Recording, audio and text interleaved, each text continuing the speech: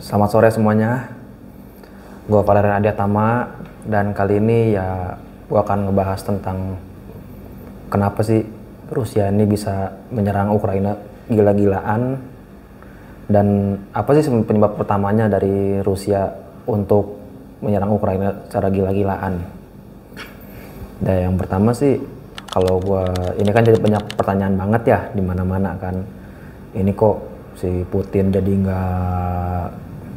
kayak nggak peka apa mengaku bahwa ada dua kota yang dibilang tuh daerah merdekanya Ukraina bisa diambil oleh Rusia.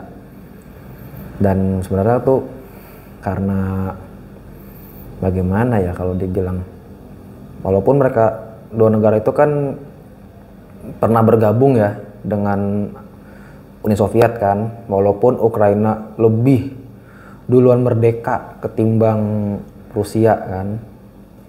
Dan udah gitu kan orang Ukraina ini kan ada yang bilang nggak mau pro Rusia lah, maunya pro Uni Eropa lah sama NATO gitu loh. Dan sebenarnya tuh ada yang bilang ya mungkin beberapa tahun kemudian Ukraina akan gabung ke Uni Eropa gitu loh. Nah di sini pun gue juga masih banyak menemukan banyak kejanggalan gitu loh. Apakah benar gitu loh Putin bertemu Trump bahas tentang buat menyelesaikan perang, dan itu kan minggu depannya juga atau besoknya kan dia juga Trump menelpon Zelensky untuk ketemu gitu kan dengan beberapa pemimpin dari Eropa gitu loh, atau Uni Eropa juga sampai NATO tuh. Dan mungkin apakah masih banyak kejanggalan kah atau gimana ya, ini juga masih banyak pertanyaan dari kemarin kan. Apakah betul yang udah jadi pertanyaan Rusia sama Ukraina itu dulu saudara sebangsa? Dan jawabannya ya emang iya, mereka tuh saudara sebangsa dari bangsa Slavia lah dibilangnya. Dan memang ya emang gak bisa lepas gitu loh tali persahabatan mereka. Tetapi ya di belakangnya itu tadi tuh pasti ada satu pemimpin yang menjauh dari Eropa, malah tiba-tiba jadi membelot ke Rusia dan bikin rakyat itu jadi nggak suka sama presidennya sendiri gitu loh. Dan itu pun juga presiden juga jauh dari sebelum Zelensky jadi orang nomor satu se-Ukraina ya.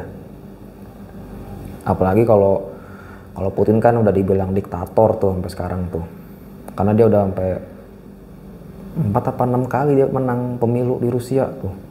Indonesia dukung siapa sih sebenarnya? Kalau dibilang sih kita hanya mempertahankan bilateralnya saja sih sama diplomasinya gitu loh, bukan untuk panas-panasin dukung siapa gitu, enggak. Tapi memang ada beberapa negara yang melihat Eropa sama Amerika Serikat mereka langsung gabung gitu kan. Sebenarnya kan Indonesia kan jadi kayak jembatannya perang ini nih gitu loh. Dan apa mungkin ya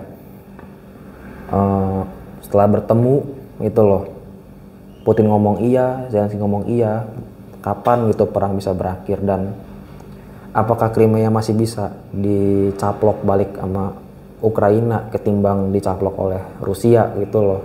Ya mungkin ini jadi masa-masa sulitnya Ukraina juga ya sama Rusia kan, karena susah juga itu untuk memukul pasukan Rusia buat mundur dari negaranya sendiri gitu loh.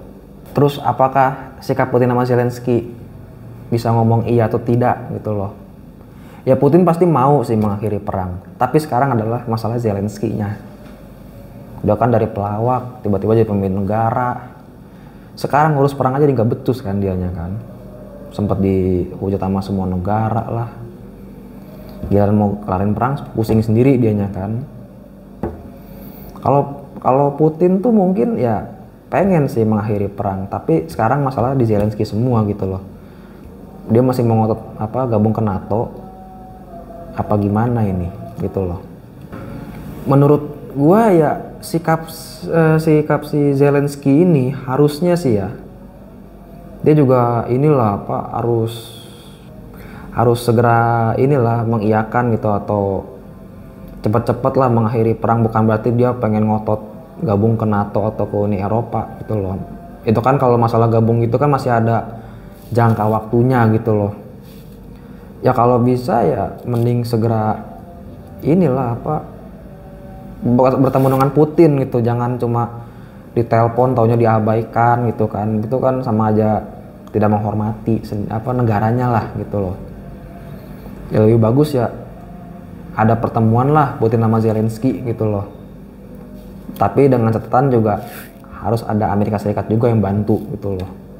Menurut gua peran Amerika itu mungkin ya karena ya sekarang kan US kan punya pangkalan tuh di Jerman sama di Polandia kan.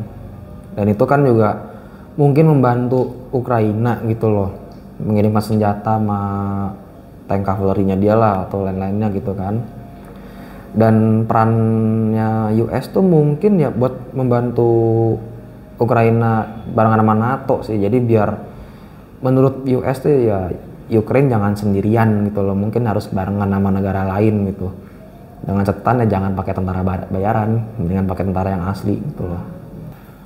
Jangan terlalu banyak percayalah gitu kan. Bener nggak sih Putin bisa kelarin perang gitu kan? Ada yang bilang bener nggak sih Zelensky bisa kelarin perang gitu kan? Ya kalau beneran mau kelarin ya tunggu dulu dari inilah, ada penengahnya dulu lah, jangan tiba-tiba dua negara tiba-tiba langsung ketemu gitu loh. Ya kalau bisa ya segera mungkin diskusi lah, jangan tiba-tiba masyarakat bisa membuat heboh, gempar atau gimana lah.